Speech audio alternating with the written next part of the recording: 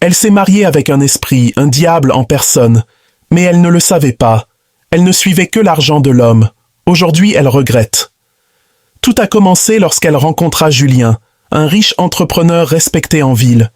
Sa voiture de luxe, ses villas et sa générosité attiraient toutes les attentions.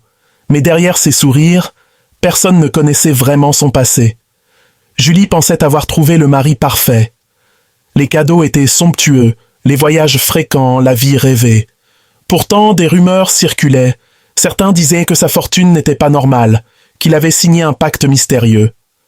Au début, Julie riait de ces rumeurs. Pour elle, ce n'était en que des jalousies. Mais un soir, elle découvrit un vieux coffre dans le bureau de Julien. Dedans, des papiers écrits dans une langue étrange et une bague sombre, presque vivante. Elle voulut demander des explications, mais Julien entra, furieux, refermant tout brutalement. Cette nuit-là, Julie fit un cauchemar. Elle vit son mari entouré d'ombre, signant un pacte avec une main invisible.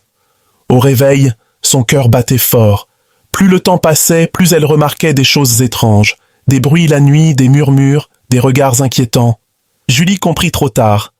Derrière la richesse se cachait un prix terrible. Julien avait signé un pacte pour obtenir fortune et gloire, mais en échange, son âme n'était plus libre. Peu à peu, la maison devint sombre, l'amour se transforma en peur. Julie ne pouvait plus fuir. Elle confia son secret à une amie qui l'amena voir un guide spirituel. Ce dernier confirma. Julien vivait sous l'emprise d'un pacte invisible.